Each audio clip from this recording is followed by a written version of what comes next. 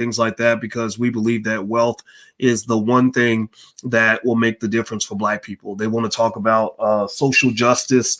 That matters, but wealth is related to social justice. They want to talk about everything going on from vaccines to everything else, but I'm telling you, it's the economics that's driving everything. That's why they won't talk about the economics, because they know that when you get your economic life right, they can't control you anymore. They won't own you anymore. So that's why they'll talk about giving you jobs, but won't talk about you owning businesses. That's why they'll talk about you getting better schools, but won't give you the funding to open your own schools. That's why they'll talk about all the social things they can do for you, but won't talk about the economic things for you. So I think it's very important for all intelligent Black people to understand how the game is being played, and that they're playing you like a sucker if you're not a critical thinker.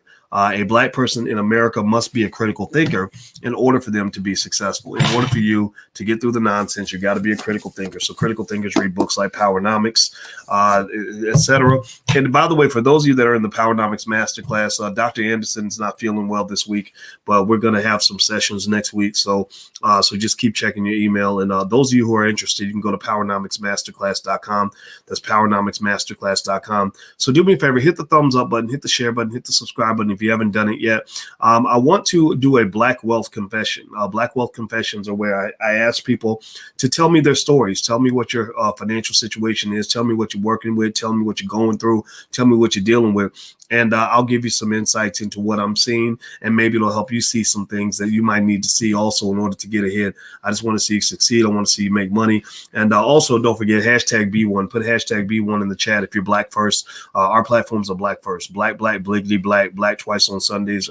That's all we care about, is the racial wealth gap. That's why the Black Business School is the best in the world at resolving the racial wealth gap. We have solutions for the racial wealth gap. So don't believe those people who tell you that it can't be solved and they don't know what to do and it's just too hard. It's almost like when they have these crappy schools where they tell you that we can't get the Black kids to learn how to read. Like, it's so hard. We put $1 billion in and Black kids are just so dumb. We can't teach them how to read.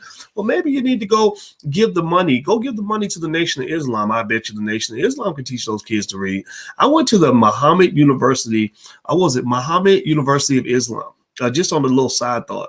I went to the Muhammad University of Islam in Chicago and gave a couple speeches. I spoke to the girls one day. I spoke to the boys another day.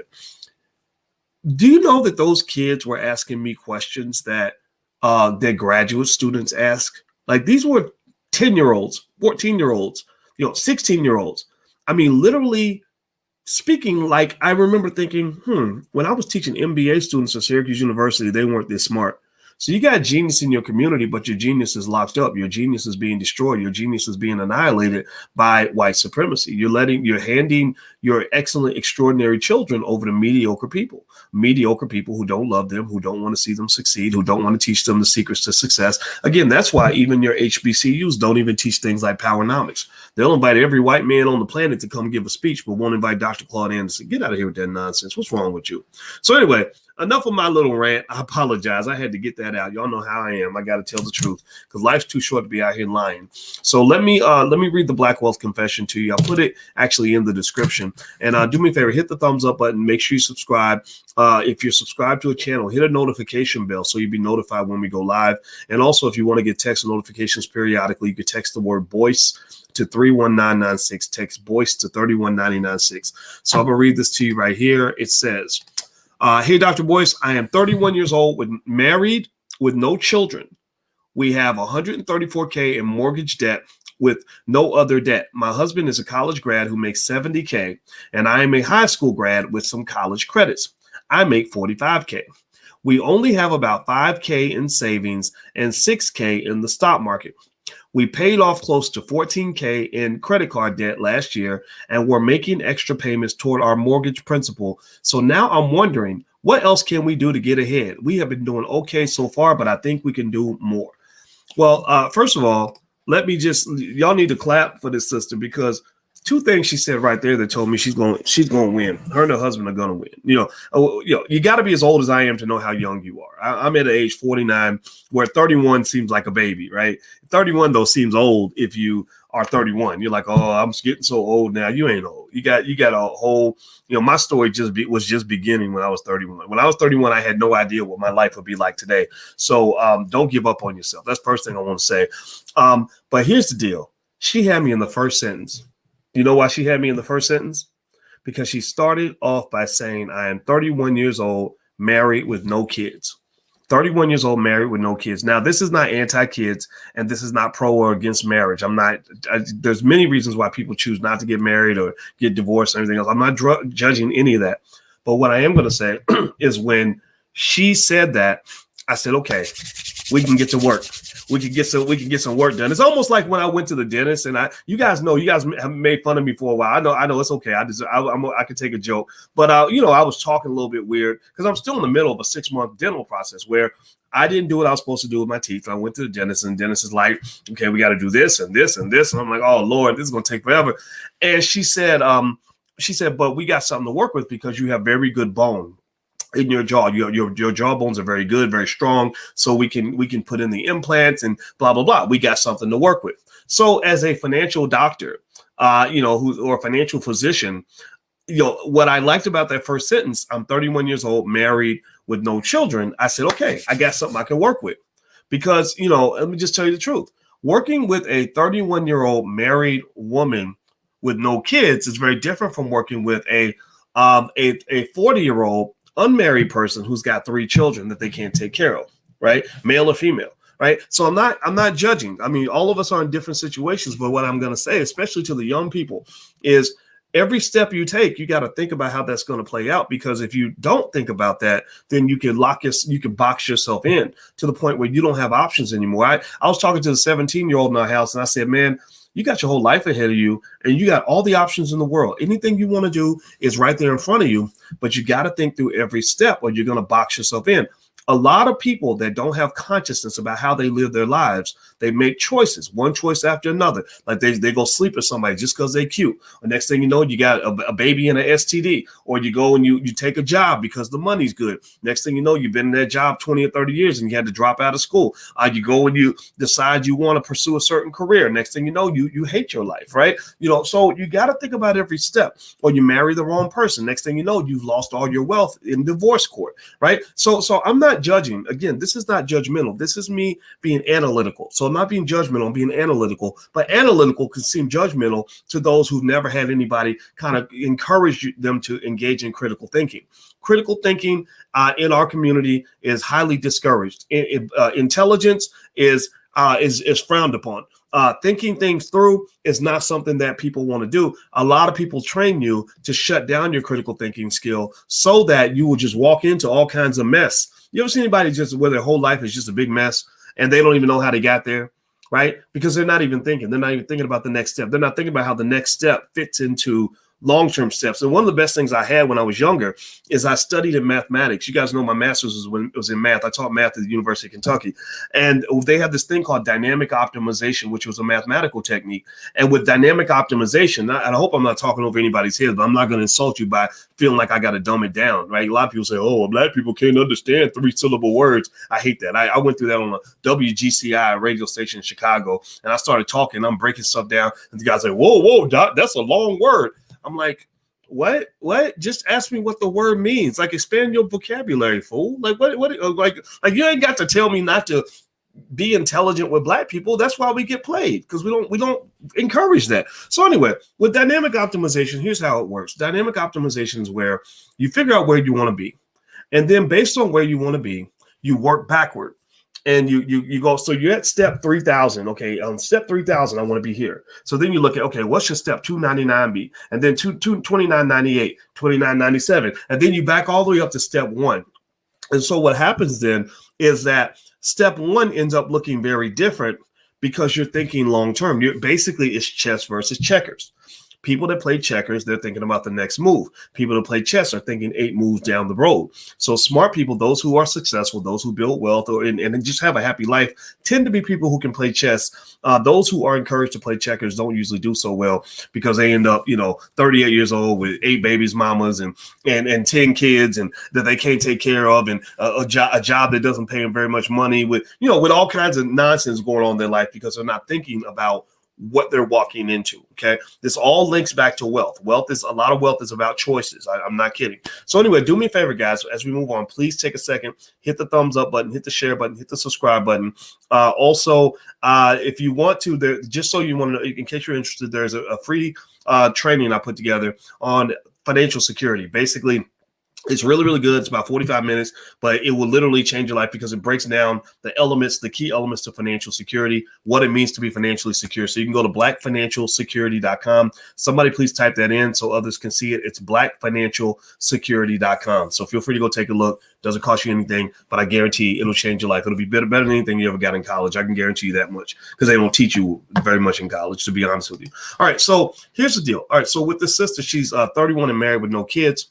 Her and her husband have $134,000 in mortgage debt. That's not bad. Mortgage debt is not bad debt. I was on Fox Soul the other day with a lady who seemed to think that all debt was bad, and I literally wanted to hit the button. No disrespect to the people at Fox Soul, but I literally wanted to walk out of the room because I'm like, is this lady really saying that all debt is terrible, like unconditionally bad? That's probably the least true statement I've ever heard. Like I couldn't believe it when she said that. And no disrespect to her, but it was frustrating because she did all the talking. I hate it when the person who has the least amount of knowledge does all the talking. Like that drives me crazy. And so anyway, the mortgage debt that this woman has is not bad. This is what I call good debt. And I assume that the value of the house is probably worth more than $134,000. So right there, by being a homeowner, you're participating in the wealth building process because you have an asset that's going to appreciate in value. She says she has no other debt, which I think is beautiful. She said they paid off $14,000 in credit card debt last year, which is a great move because credit card debt is very bad debt. It's very expensive. It's not connected to an asset that goes up in value. Remember, it's about sort of, receiving more money than you're spending. That's what it comes down to, right? So if my debt is charging me 15% a year, then I better be making 20, 30, 40, 50% on that investment. If I am in a depreciating asset, like if I borrow 50 grand so I could really beef up my collection of Air Jordans and go to dinner every night and go pop bottles at the club, then effectively what I've done is I've created a big ball of nothingness that has no true economic value, but I'm paying for nothing. A lot of people go broke because they spend their whole lives paying for nothing. Even a college degree that's overpriced, that doesn't generate a high income, is a big ball of nothingness. So you're almost, the financial version of shadow boxing. You're paying for something that really doesn't even exist. You have a mortgage, but you don't even have a house, right? And so effectively, the fact that she got rid of her bad debt makes me very proud of her and her husband. These are smart people.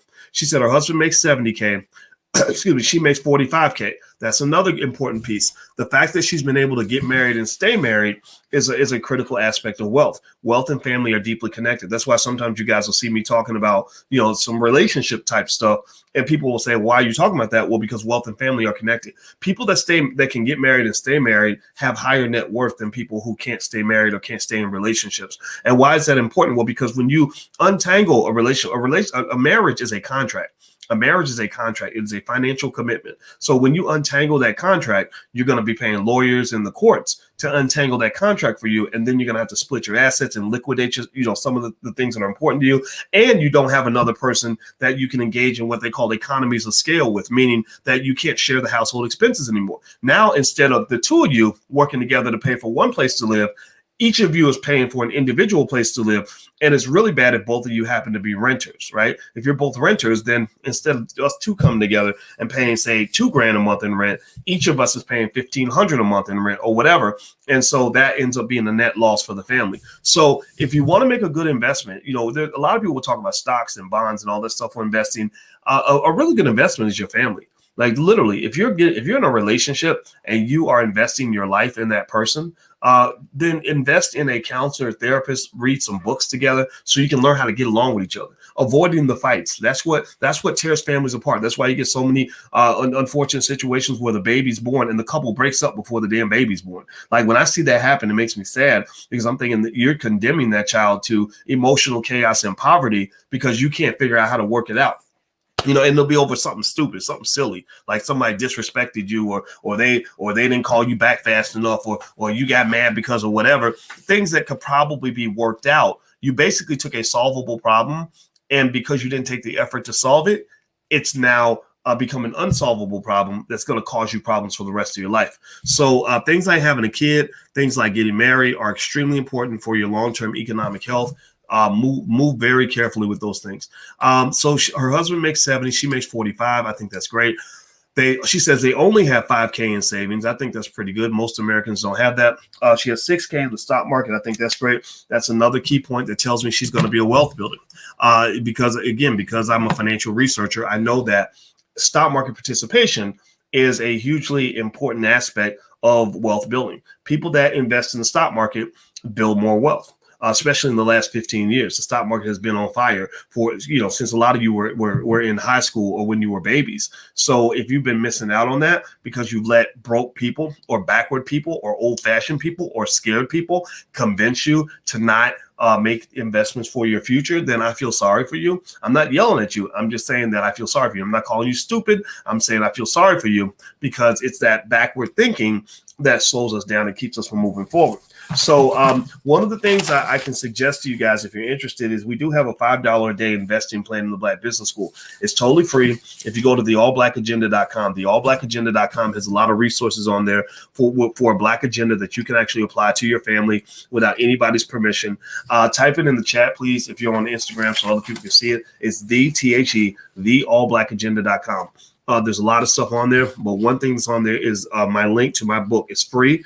It's a $5 a day investing plan. And I specifically show you the mathematics that explains how a person who had invested, if they started in 2009 and put $5 a day in the market, after about a decade, they would have about, I think a decade, it was maybe $5 a day is nothing. I mean, that people, you can't even buy Popeye's chicken value meal for that amount. I think after a decade, it was about 30,000. After 20 years, it goes to about 120,000, 115,000. After 30 years, it goes to about 350,000.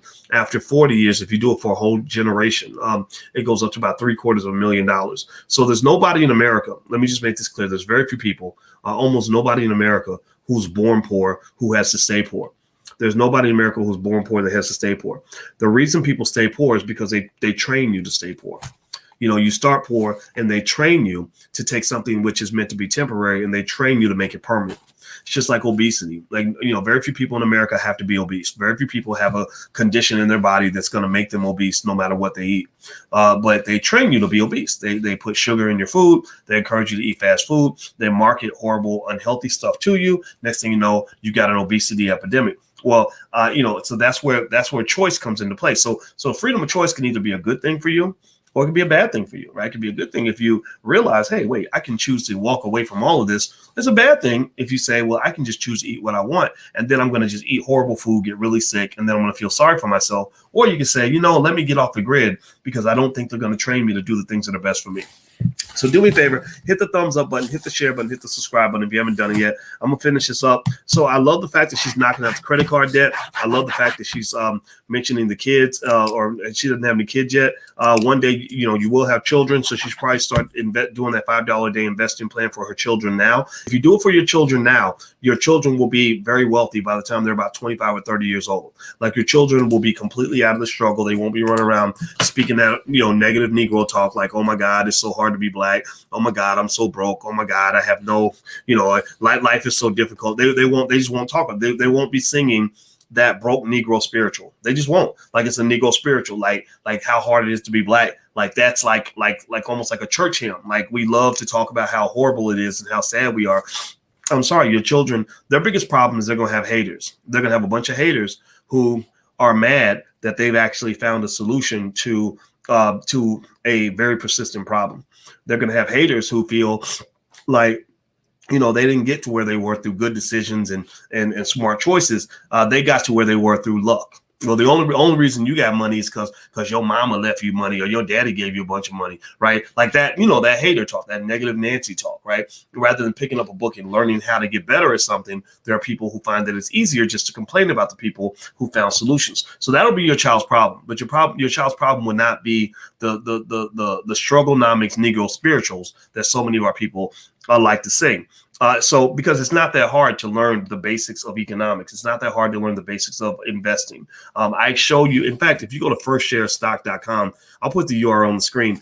Literally, literally, and maybe it's because, I assume it's because I have a PhD in this stuff, right? So I know how to kind of cut to the chase and get past all the complex stuff. Like, I guess a lot of people talk about stock market investing and they make it more complex than it needs to be. I know how to get to the core basics, right? Because I know all the research and everything. So if you go to firstsharestock.com, you'll be invested in the stock market in 10 minutes. It's not that hard to teach you. Now, if you want to learn higher level stuff, feel free to go to the Black Business School. We have some other resources there, but that firstsharestock.com, that's also free. So feel free to go take a look.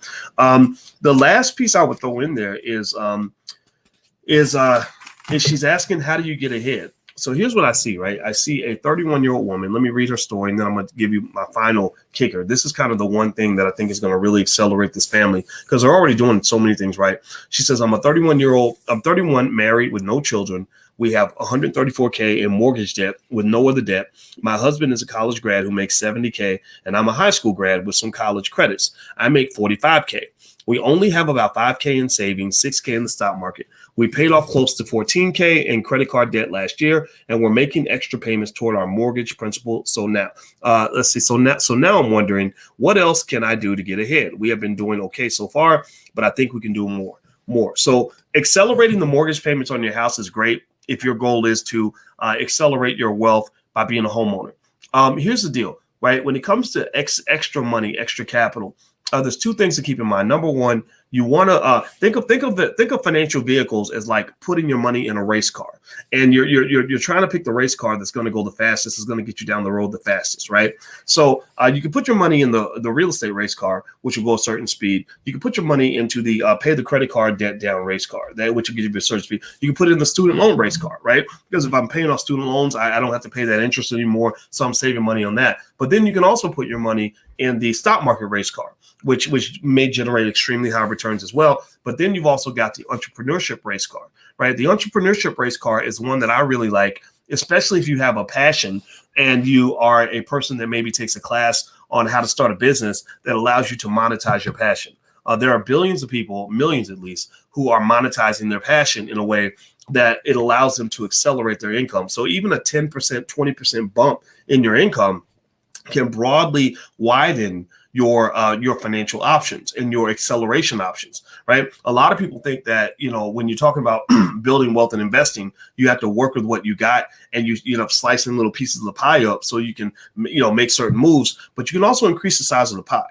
That's what I'm saying, right? So never underestimate the power of a really cool side hustle. I think that if you have an investment group, I believe everybody should join investment clubs. I believe that you should have family business meetings on a regular basis. I meet with my family every Sunday, and all we talk about is what we're doing in business, and we help each other out. We help each other come up with ideas. We'll say, oh, well, if you sell this, then you can also make money selling that, right? And little things like that. And the thing is, you will be stunned at how one little idea can change everything. One little idea can get your income where I know a lady who I'd worked with actually, and a year and a half ago, her business wasn't making any money, and we worked on a couple of things. We talked about a couple of things, and literally, she announced recently that she made, I think, over $60,000 or $70,000 in a day, right? It's something crazy like that, and it was fascinating because I remember when she told me I wasn't making any money with this at all. And it's like sort of figuring out that little switch, like, okay, what's the little switch that's going to make the difference? Now, maybe you won't make that level of money, but what if you made an extra $500 a day?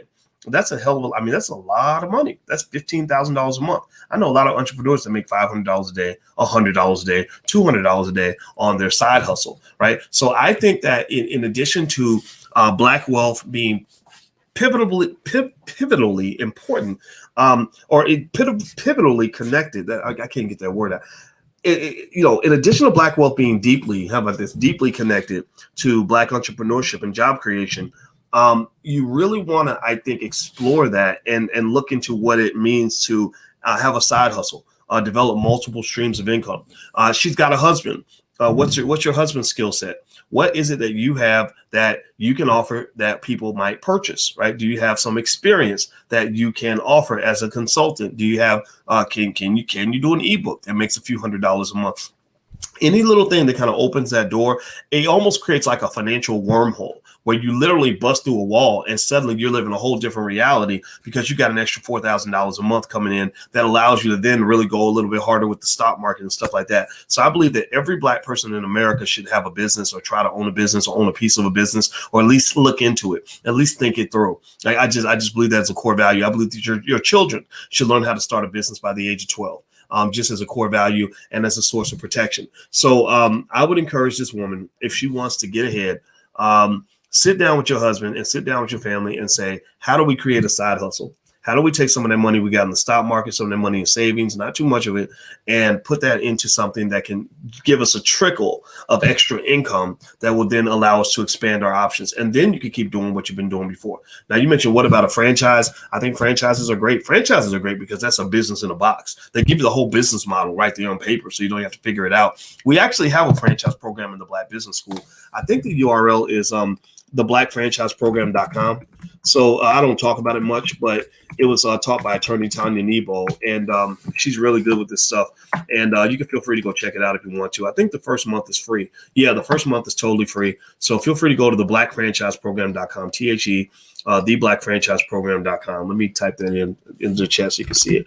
theblackfranchiseprogram.com. And that's actually the fourth class in our Black Money sequence. We actually have Black Money 101 through 106, and it's based on what we think should be the core economic values and strategies of every Black person that wants to either close the racial wealth gap for themselves or at least put themselves and their family in a secure position. Okay, so I got to go. Alicia's upstairs waiting for me. But also just a reminder, if you want to see that free lecture on financial security, if you just want to sit back and watch something, I think it's great. I personally think it's really good. So feel free to go to blackfinancialsecurity.com. That's blackfinancialsecurity.com. Hit the thumbs up button, hit the share button, hit the subscribe button, and I'll come back every now and then with a black wealth confession, and we'll kind of talk through it. So I hope that this was helpful to you guys. I hope you guys have a good night, and I will see you soon. Take care. Bye-bye.